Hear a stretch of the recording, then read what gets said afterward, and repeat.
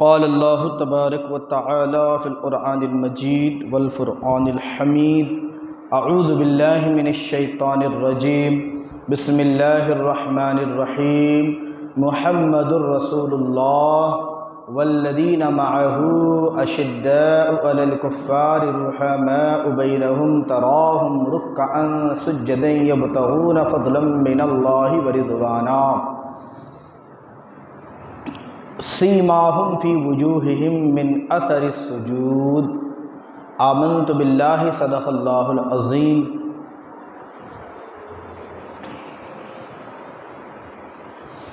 معزز خواتین، معزز سامعین کرام، خطبہ مسنہ کے بعد قرآن مجید فرقان حمید سورہ فتح کی آخری آیت کریمہ 26واں پارہ، سورہ فتح کی آخری آیت نمبر 29 کے بعض حصے کی میں تلاوت کا شرف حاصل کیا، اسے آج اپنی تقریر کا عنوان بنایا۔ اس کے تعلق سے چند معروضات آپ کی خدمت میں پیش کرنے سے پہلے آئیے ہم سب مل کر گنبد خضراء میں آرام فرمانے والے آقا، ساری کائنات کی رحمت، فخر موجودات، محسن انسانیت، حضور احمد مجتبیٰ جناب محمد مصطفیٰ روح فدا صلی اللہ تعالی علیہ وآلہ وسلم کی مقدس بارگاہ میں نہایت عقیدت و محبت کے ساتھ درود مبارکہ پیش کرنے کی سعادت حاصل کریں۔ پڑھے باواد بلند درود شریف۔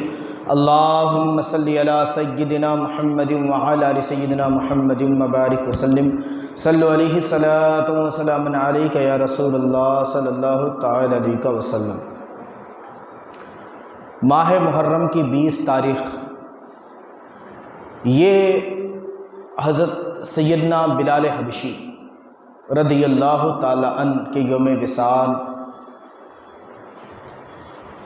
سے موسوم ہے، یعنی 20 محرم کو حضرت سیدنا بلال حبشی رضی اللہ تعالی عنہ انتقال فرما گئے۔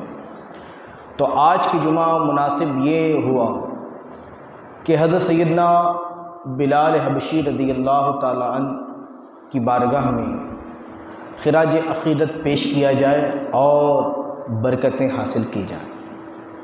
تو معزز سامعین کرام، حضرت سیدنا بلال حبشی رضی اللہ تعالی عنہ یہ کوئی محتاج بیان شخصیت کا نام نہیں ہے کہ جن کی شخصیت کے بارے میں کچھ باتیں بتائی جائیں تب لوگوں کو پتہ چلے، ایسا نہیں، بلکہ بڑی مشہور شخصیت کا نام حضرت سیدنا بلال حبشی رضی اللہ تعالیٰ عنہ۔ ابتدائے اسلام میں جس نے کلمہ پڑھا اس شخصیت کا نام سیدنا بلال رضی اللہ تعالی عنہ۔ معزز سامعین کرام، اللہ عز و جل قرآن مجید فرقان حمید میں ارشاد فرماتا ہے محمد الرسول اللہ، محمد اللہ کے رسول ہیں، والذین معہ اشداء علی الکفار رحماء بینہم تراہم رکعا سجدا یبتغون فضلا من اللہ ورضوانا، اور ان کے ساتھ والے کافروں پر سخت ہیں اور آپس میں نرم دل، تو انہیں دیکھے گا رکوع کرتے، سجدے کرتے، اللہ کا فضل و رضا چاہتے۔ سیماہم فی وجوہہم من اثر السجود، ان کی علامت ان کے چہروں میں ہے سجدوں کے نشان سے۔ ذالک مثلہم فی التوراۃ، یہ ان کی صفت توریت میں ہے، ومثلہم فی الانجیل، اور ان کی صفت انجیل میں بھی ہے۔ تو حضور کے جہاں پر کئی صحابہ ہوئے ہیں، ان میں ایک مشہور صحابی رسول کا نام حضرت سیدنا بلال حبشی رضی اللہ تعالی عنہ ہیں، اور جن کا یوم وصال 20 محرم یعنی محرم ہی کے مہینے کی 20 تاریخ ان کا یوم وصال۔ تو معزز سامعین کرام، حضرت بلال حبشی رضی اللہ تعالی عنہ کہ حالات زندگی کا جب مطالعہ کیا جاتا ہے تو پتہ چلتا ہے کہ آپ کا خاندان نہایت ہی غریب خاندان جس سے آپ تعلق رکھتے تھے، اور اس وقت غریب خاندان میں آپ کا جو خاندان تھا وہ غلاموں، یعنی مکہ شہر میں کئی لوگوں نے آپ کے خاندان کو خریدا بیچا، اس انداز میں آپ کے شب و روز گزر رہے تھے۔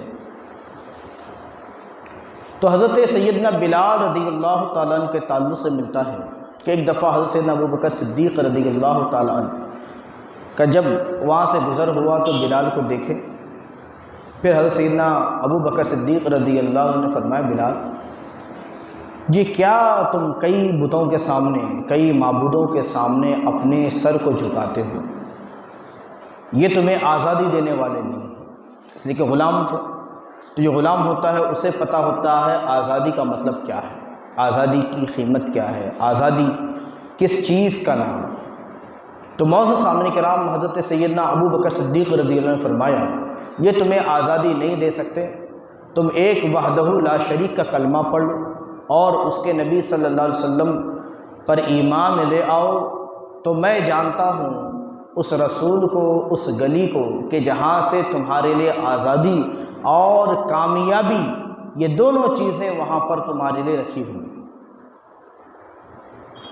تو حضرت سیدنا بلال رضی اللہ تعالی عنہ نے حضرت ابو بکر صدیق رضی اللہ تعالی عنہ کی بات قبول کر لی اور انہوں نے کلمہ پڑھ لیا.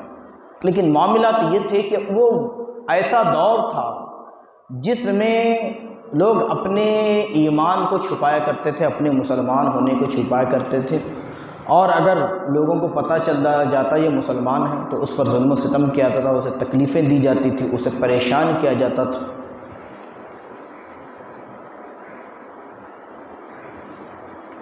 تو اب غور کریں کہ وہ کیفیت کیا تھی، وہ دور کس انداز میں تھا کہ جس وقت اسلام کی ابتدا ہوئی تھی.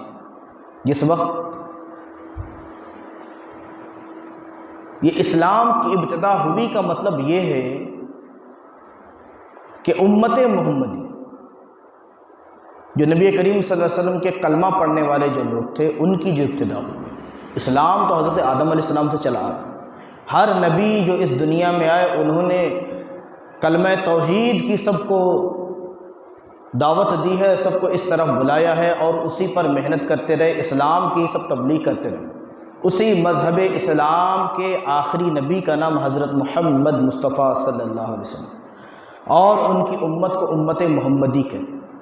تو وہ ابتدائی دور جس دور سے مسلمان اس وقت گزر رہے تھے تو معاملہ یہ تھا کہ اگر کسی کا اسلام ظاہر ہو جاتا تو اس پر ظلم و ستم کیا جاتا، اسے پریشان کیا جاتا، اسے ستایا جاتا، اسے تکلیفیں دی جاتی، اسے کو ظلم و ستم کا نشان بنایا جاتا.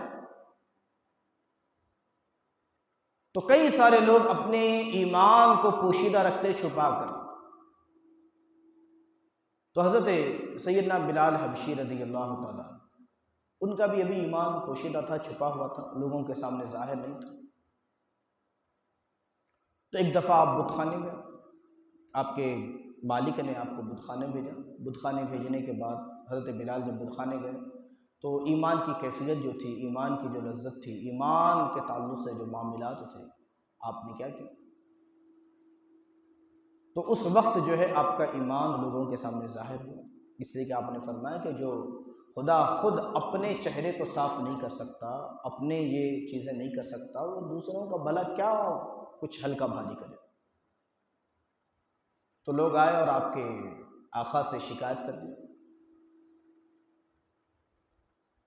تو اس نے جو ہے امیہ بن خلف کے ہاتھ راتوں رات آپ کو فروخت کر دیا، بیچ دیا. امیہ بن خلف سے کہا کہ بھائی میرے اس غلام کو تو رکھ لے، تو جو چاہے پیسے دے، نہیں بھی دے تب بھی میرے غلام کو رکھ لے. امیہ بن خلف بڑا مشہور کافر تھا، معلوم تھا کہ بڑا سخت مزاج انسان، غلاموں پر بڑی سختیاں کیا کرتا تھا، تشدد کیا کرتا تھا، ظلم دیا کرتا تھا. اور اس سے نہیں کہا کہ اس نے کلمہ پڑھ لیا مسلمان ہو گیا، نہیں کہا. تو تواریخ میں ملتا ہے کہ حضرت بلال رضی اللہ تعالی عنہ امیہ بن خلف کے ہر بات کو سنتے تھے، اس کا ہر حکم مانتے تھے، اس کی خدمت کیا کرتے تھے. تمام معاملات جو ہے جس انداز میں غلام کو اپنے آقا کی خدمت کرنا چاہیے اس انداز میں زندگی گزر رہی تھی. تو کفار جو ہے جو بھی بھولے بھالے جو کمزور مسلمان ان کے اوپر ظلم و ستم کیا کرتے تھے. تو حضرت عمار رضی اللہ تعالیٰ عنہ جو غریب تھے تو کفار مکہ جو ان کے بڑے بڑے سردار تھے وہ اکٹھا ہو گئے. امیہ بن خلف بھی تھا، ابو جہل بھی تھا، ابو لہب بھی تھا، اور بھی کئی سارے سردار تھے. وہ ان پر ظلم و ستم کر رہے تھے. ایک کھوٹی سے باندھ دیا تھا، پھر کوڑے سے مار رہے تھے، ایک تھک جاتا تو دوسرا کوڑا لیتا اور وہ مارتا، تیسرا پھر مارتا، چوتھا تھک جاتا تو پانچواں مارتا۔ تو امیہ بن خلف جو ہے تھک گیا تو بلال کو حکم دیا، بلال آؤ اور عمار کو کوڑے مارو۔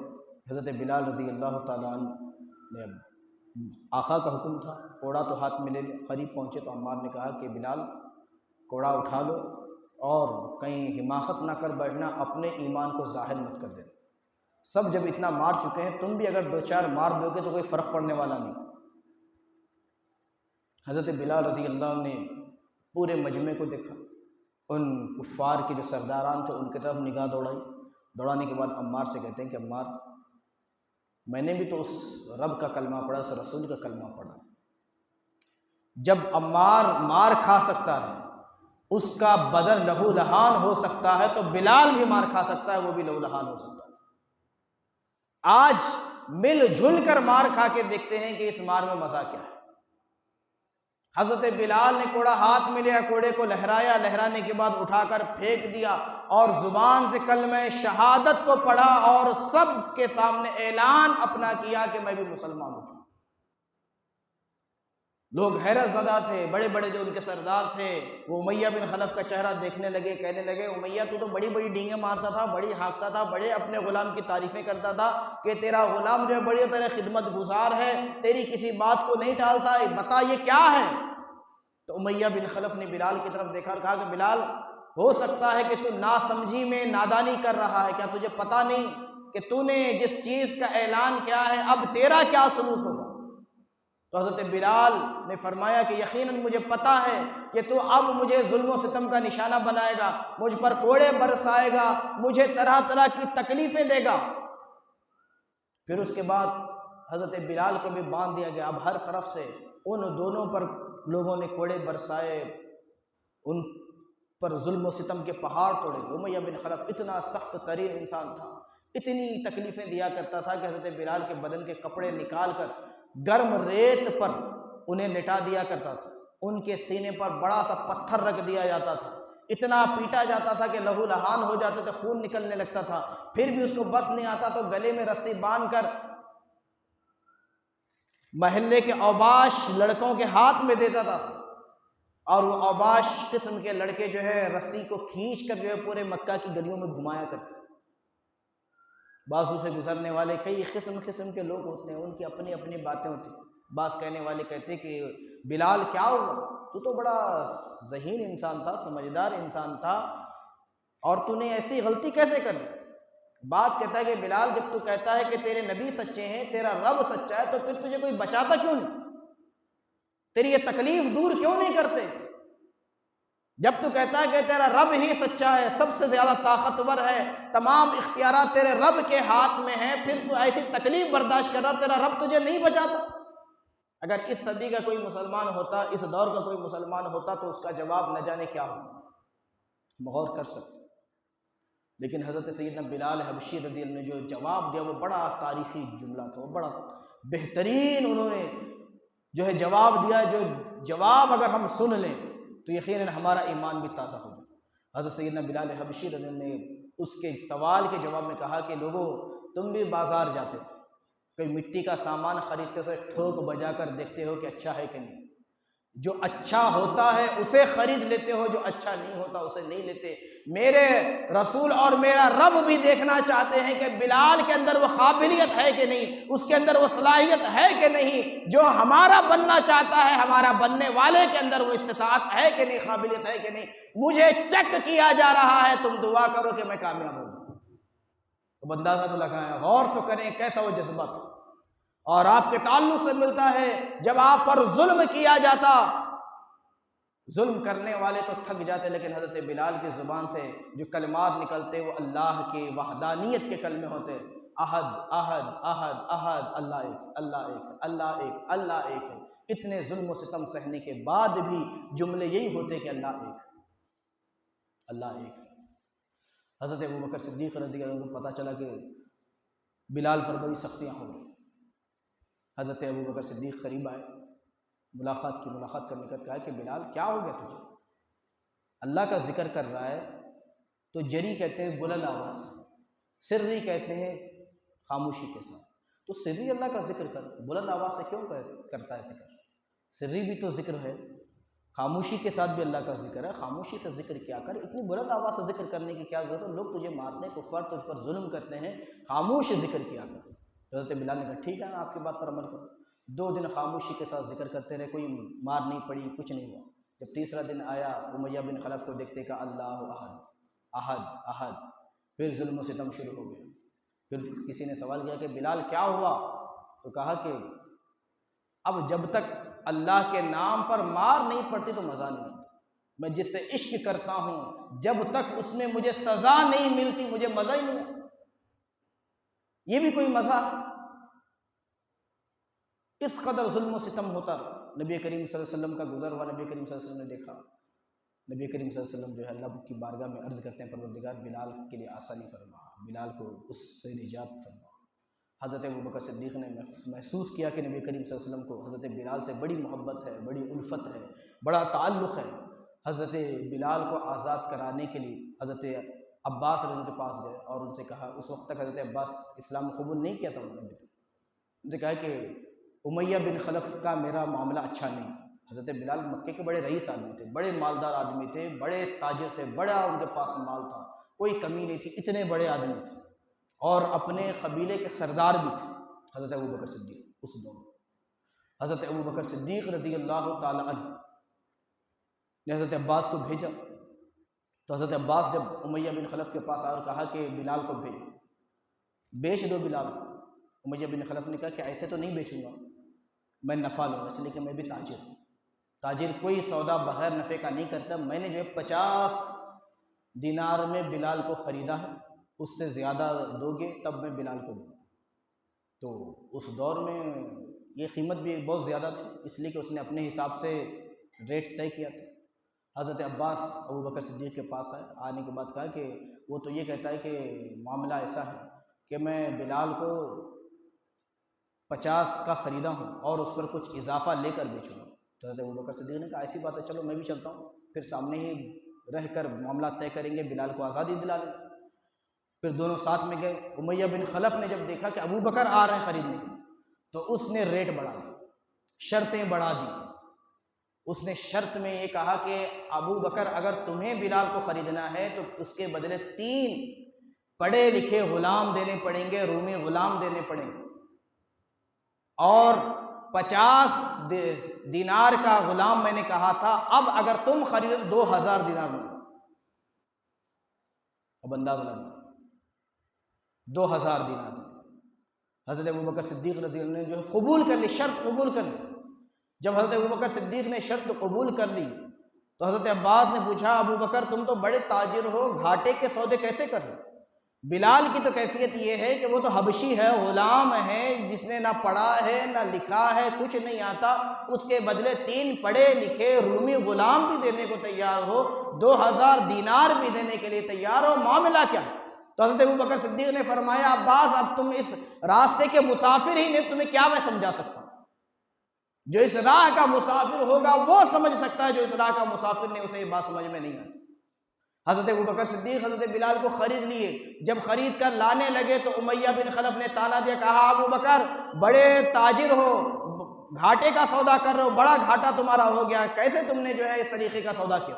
تو حضرت ابوبکر صدیق نے کہا امیہ تو نے بلال کے رنگ کو دیکھا ہے، بلال کی کیفیت کو تو نے دیکھا ہے، لیکن میں نے جو چیز دیکھی وہ چیز یہ ہے کہ محمد رسول اللہ صلی اللہ علیہ وسلم کے نزدیک بلال کی محبت کیا ہے اور رب تبارک و تعالیٰ کے قریب بلال کی اہمیت کیا ہے، میں نے اس چیز کو محسوس کیا ہے۔ قسم خدا کی اگر تو بلال کے بدلے، اگر میں پورے حبشہ کا بادشاہ ہوتا اور تو مجھے بلال کے بدلے پورے حبشہ کی سلطنت بھی مانگتا تو میں حبشہ کی پوری سلطنت تیرے حوالے کرتا اور بلال کو آزاد کرا لیتا۔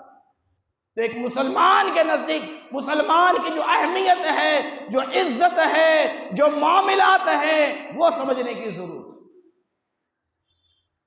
تو حضرت بلال کو لے لائے اور بارگاہ رسالت میں آپ صلی اللہ علیہ وسلم میں حضرت ابوبکر صدیق نے پیش کر دیا۔ حضرت بلال کو تو تاریخ میں یہ بھی ملتا ہے، تفاسیر میں بھی ملتا ہے، روایتوں میں ملتا ہے، انہیں تو آزادی دے دی گئی تھی، لیکن حضرت بلال نے کہا کہ یا رسول اللہ اس در کو چھوڑ کر میں کہاں جاؤں؟ اس در کو چھوڑ کر کہاں گئے؟ اور ہمیشہ نبی کریم صلی اللہ علیہ وسلم کے ساتھ لگے رہے تھے بلال، ہر موقع پر نبی کریم صلی اللہ علیہ وسلم کے ساتھ، مدینہ منورہ میں نبی کریم کے ساتھ، حضور کے گھر کی خدمت کرتے، مسجد کی جھاڑو لگاتے۔ اتنا مقام اور مرتبہ ملا کہ اذان کی ذمہ داری سیدنا بلال حبشی رضی اللہ عنہ۔ پھر احادیث کریمہ میں کہا گیا کل بروز محشر جب اذان دینے والوں کو آواز دی جائے گی اس امت کے مؤذنین کہاں ہیں، وہ جنت میں جائیں، تو ان کے سردار حضرت سیدنا بلال حبشی رضی اللہ عنہ ہوں گے، اور وہ آگے آگے جا رہے ہوں گے اور سب مؤذنین کے پیچھے پیچھے جا رہے ہیں۔ وہ اندازہ تو لگا جب مکہ فتح ہوا تو اذان دینے کے لیے سیدنا بلال حبشی رضی اللہ عنہ کو نبی کریم صلی اللہ علیہ وسلم نے کعبہ شریف کی چھت پر کھڑے ہو کر اذان دینے کا حکم عطا فرمایا، جسے نبی کریم صلی اللہ علیہ وسلم نے اس خاک سے اٹھایا تھا، خانہ کعبہ کی چھت پر کھڑا کر دیا۔ آج لوگ کہتے ہیں کہ سیدنا بلال حبشی، سیدنا کا مطلب کیا؟ سیدنا کا مطلب کیا؟ سیدنا کا مطلب ہے کہ ہمارے سردار۔ یقیناً انہیں جو قرب ملا، انہیں جو برکتیں ملی ہیں، انہیں جو صحابیت کا مقام ملا ہے، تو یقیناً اتنا بلند ان کا مقام ہے کہ وہ ہمارے سردار۔ سید کا معنی ہوتا سردار، ایک تو سید کا معنی کہ حضور کا خاندان، دوسرا اگر کسی دینی مقدس ہستی کو سید کہا جائے تو اس کا مطلب ہوتا ہمارا سردار۔ اس لفظ میں تھوڑا سا جو ہے ہم توجہ دیں۔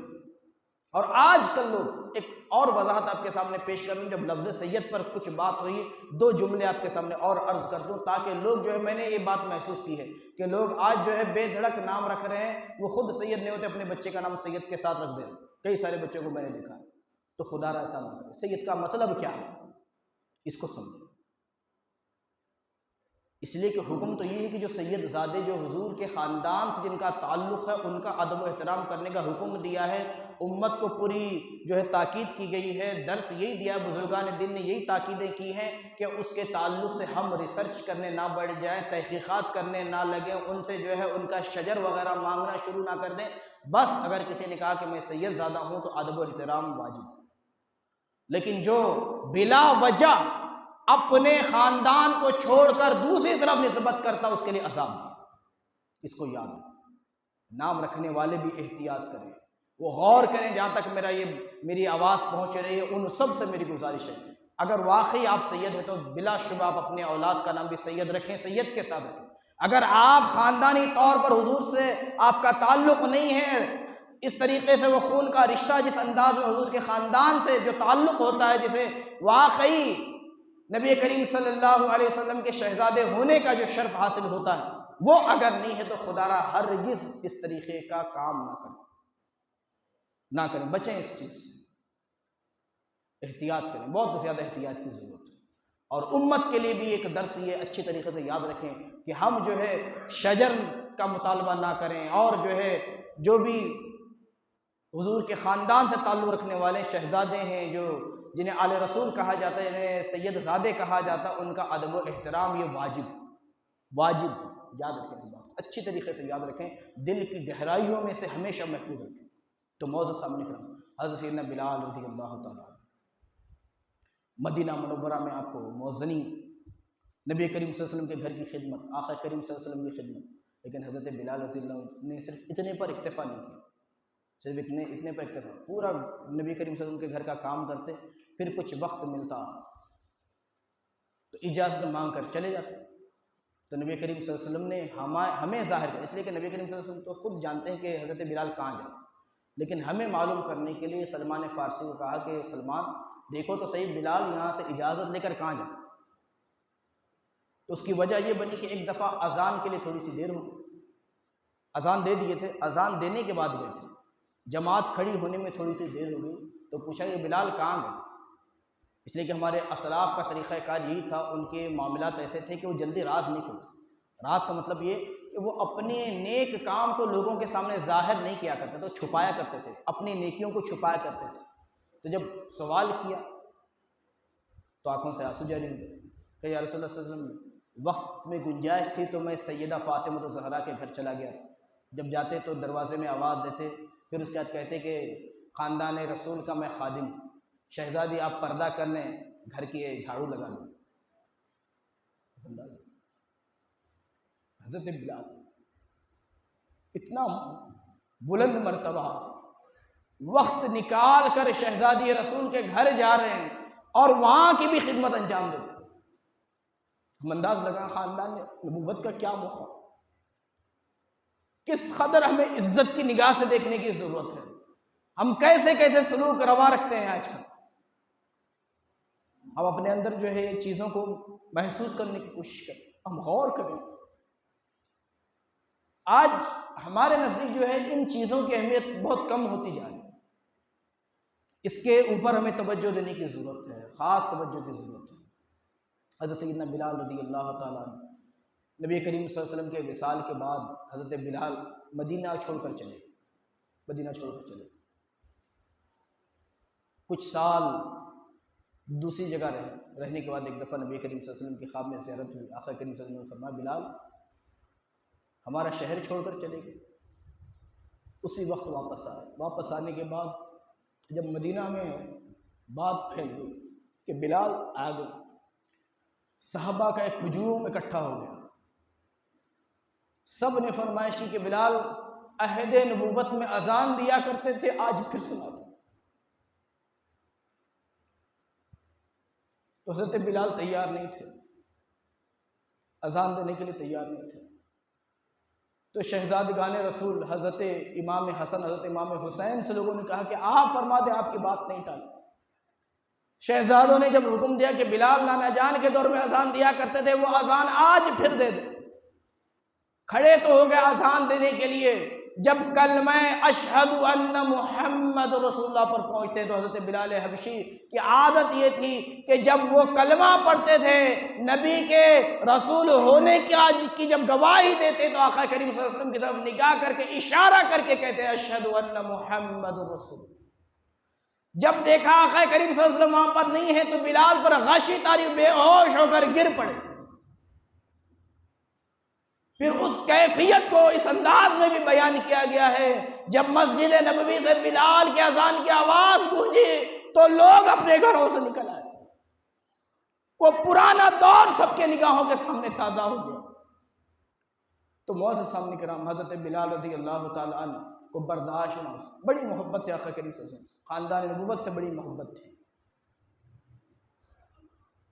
یہاں تک حضرت بلال رضی اللہ تعالیٰ عنہ کا وصال 20 محرم کو ہوا، تو یہ تاریخ بھی بالکل قریب تھی، تو مناسب بھی یہی تھا کہ حضرت بلال کا کچھ ذکر خیر ہو، لوگوں کو کچھ پتہ چلے. آج لوگوں کو جو ہے اذان کی طرف جو ہے توجہ نہیں ہے. لوگ اذان دینے کو بھی آج کل یہ سمجھ لیے کہ اذان دینا کیا ہے.